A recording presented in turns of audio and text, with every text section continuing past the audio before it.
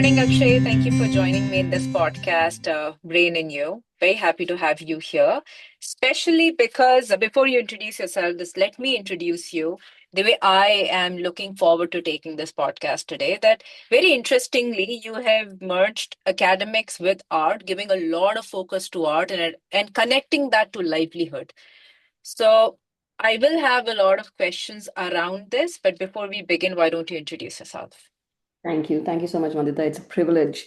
I have founded Sense Kaleidoscopes, as you're aware, and a lot of our work essentially began with setting up an art college, and it's actually the first and only art college in this Yeah. country. Um, as it so happens, while we were working and while we were exploring this space, which is very different from my background and understanding of how things worked in Glasgow, which is where I was trained, and I worked Mm, with the same council for so many years, I realized that there was a very unique situation that we were dealing in India, which is the cognitive regression. So, which in layman terms basically means if you're dealing with somebody with ASD at the age of 20, their brain capacity or their cognitive functioning is limited, could be limited anywhere in between the age of 6 and 8 or 10. That is the journey that essentially took us back, and hence what you read about us, where you are looking at the fusion of academics and arts that came together, is where we are. So, yes, I think that is the space of work, and that's essentially what we do. excellent.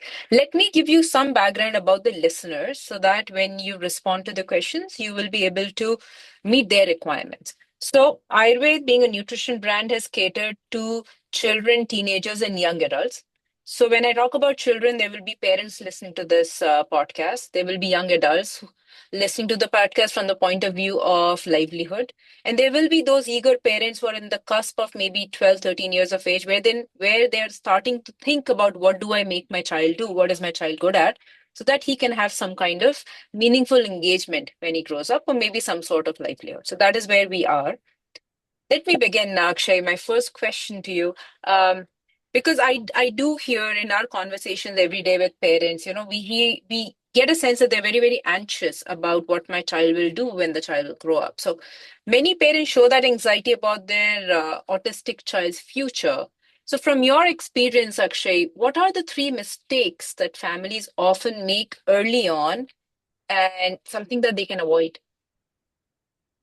Um, the first one that comes to my mind is to understand learning environments and their power in exploring the potential of the child. Okay. Unfortunately, I think in India, we are still in that conservative ideation of what a learning environment should look like, what integration means, or what inclusion means to us. Mm, When we look at a neurotype, and we are saying that this is a different neurotype, it basically means that you're going to have to adapt the environment. You're going to mm, have to adapt the learning experiences. You're going to have to think very differently about how I'm going to implement learning in this space. mm, So I think that mindset shift is mm, very, very key in the early years. While I see a lot of fantastic work happening in the early intervention space in India, mm, mm, mm. I feel that that bridge from early intervention to primary to secondary is missing. Mm. That's the Very true. I absolutely agree. Yes. And so I think, Yeah. instead of I don't think that parents make a lot of mistakes. I really don't. I think as a parent, you're always looking at what is the best that I can do. And let's face it, I think all of us are a little bit wary of going against the force. So if Mm, there is a particular direction that has been set forth, then the first thing that you will do is like, I'll go that way because it's yeah. tried, it's tested. I mean, there is some validation, some proof. And then when somebody comes and says, hey, no, listen, this pathway is not working, we've got Mm, some other pathways, then it's bound to be that I'm going to have some sense of anxiety associated with it. I'm going to have my suspicions about it. But I believe very strongly that if you look at the Western world, and mm, if you see that one singular difference in especially the developed countries where mm, they are taking children with ASD, and we are talking about mild to moderate, Vandita. I'm not even talking, mm, we know it's a spectrum disorder. The mild mm, to moderate children are struggling in this system. So mm, I'm saying different neurotype, different mm, learning environment, different curriculum design, different way of implementation. I think that's the mm, key. I would say that just a one thing, if we shift our mindset and we say, can we start looking at different pathways? mm, There'll be a mm, huge. mm. Yeah. I'll just add something to that. Very true when you said that going against the tide. And I'll give you a very simple example. I mean, we don't we work with things which are very obvious, which is nutrition. But even with nutrition, the kind of questioning in the early years that we used to get was, how can nutrition play any role in autism or neurodiversity? Huge role. And trust me, now we don't face those questions, maybe because people have learned about this through their colleagues and other parents, whatever. We don't face it much often, but also in the West, what I have realized now is nutrition has started to play a huge role. So I think I agree with you that, these initial questions and suspicions come. So my next question to you is somewhat linked to the first one, but from your experience, I think this is going to help parents a lot that you work a lot with autistic teenagers and young adults. And what are the 2, 3 critical skills that they must learn in their teen years to have any chance at being semi-independent or independent in future? That's a very, very good question. The first thing that I think that we really need to put in place is the developmental goals. I mean, we understand that every child needs to have these cognitive developmental goals, and that's where we are facing the regression very severely. I work very closely with NIMHANS, and I've looked at multiple cases. Now, what happens, just for us to understand how it's all interlinked, neurology is very beautiful. If I understand my environment, if I'm aware, the ability to be self-aware, the ability to be environmental aware is a huge survival skill.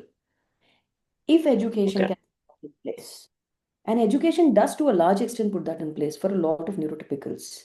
I mean, the reason why there has been such a lot of work in how a curriculum should look like, what is it looking like grade by grade, what are the goals that it's actually achieving, essentially aims to build the survival skills. In autism, we are seeing that there is language, but there's no meaning to language. Okay, that's a very classic one. Children are speaking because they are essentially mimicking and mirroring, but there is no meaning to it. You are saying that they are getting anxious and you're seeing behaviors follow through because I don't understand these changes in my Yeah. environment. I don't understand why things are happening in the way that they are happening. One of the third things I think is really connected to food. Mm. The gut is technically the biggest aid for your brain capacity. So I work a lot in that space as well. I say, look at the gut, look at the food, look at nutritionally what you are teaching your Yeah. child. Yeah. It's so key to put these things together because holistic learning is, I think, the sync in between the body and the mind is very Mm. clear to Mm. us. Mm. We're not going to take care of Understood. that. Very well. Very well. Go there. Akshay, so with this foundation that you've built, um, you've seen a lot of neurodiverse talent being commercialized in a good way. But this is something very sensitive that I want to ask you that what is the fine line between empowerment and exploitation in the art world, especially for these children? So when we started Sense and the art college, one of the key goals was that we are going to build very high level skills. There Mm. is research to prove that when you're working with somebody with autism and if they have a certain inclination towards a certain specific space, they go all out, right? At that point, nothing becomes a barrier over there.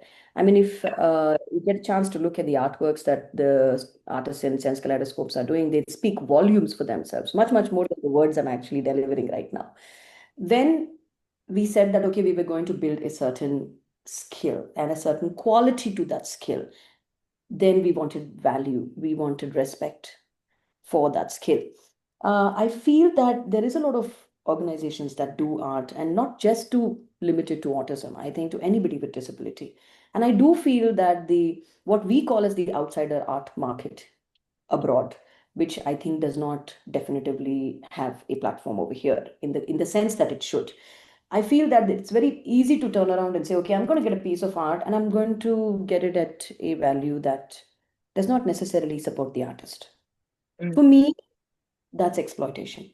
Yeah. I feel for anybody doing any kind of a skill, if what we are positioning as a value towards that skill does not equate to a certain quality of life, and I'm not talking about a privileged Mm. quality, I'm saying Yeah.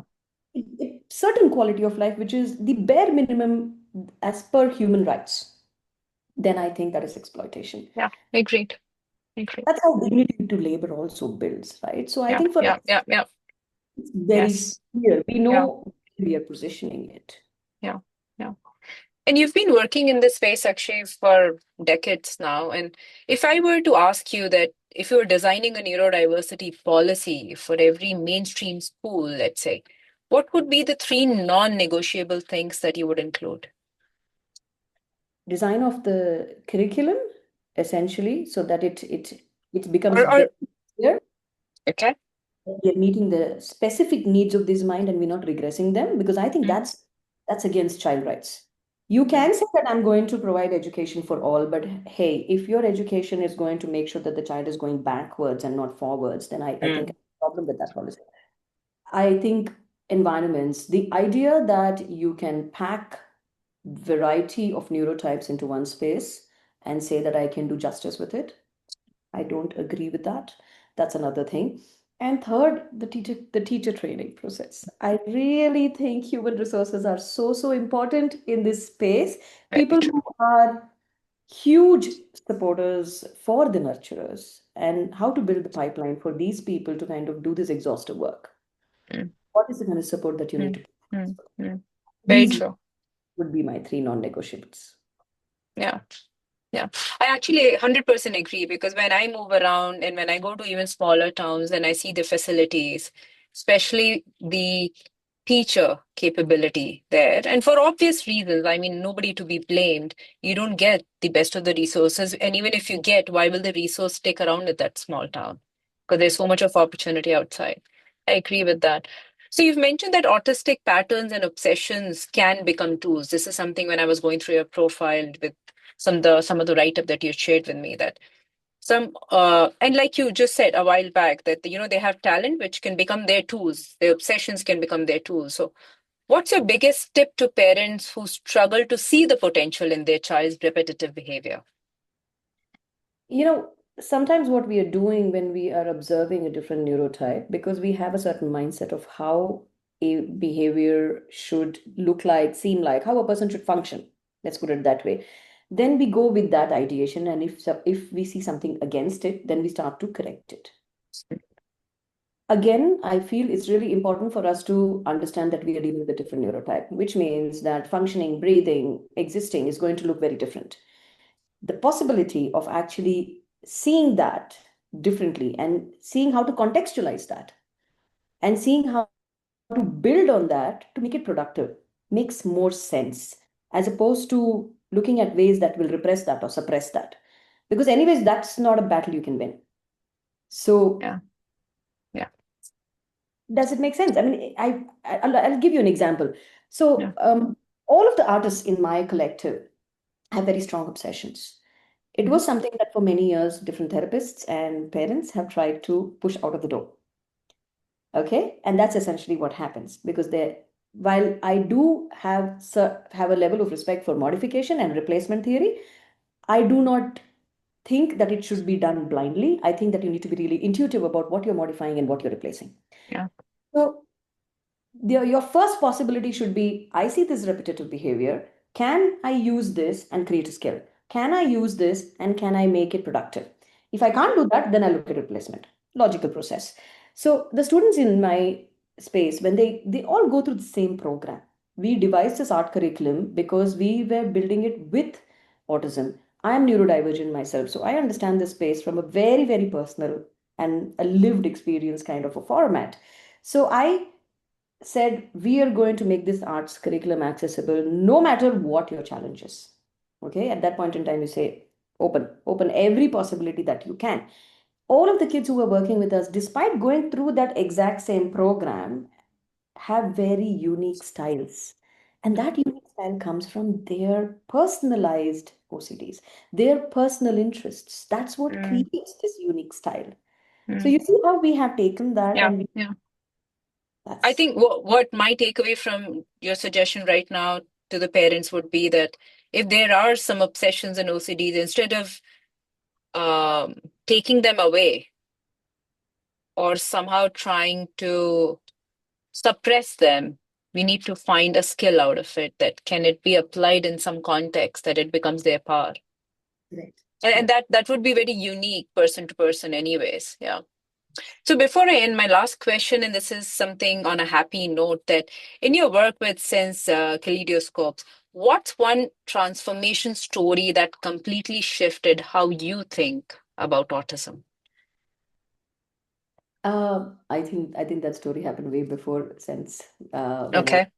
in Glasgow, um, doing multiple projects with teenagers. So I didn't start working with the really young ones. I always worked with the teenagers and the young adults, and then I kind of went backwards.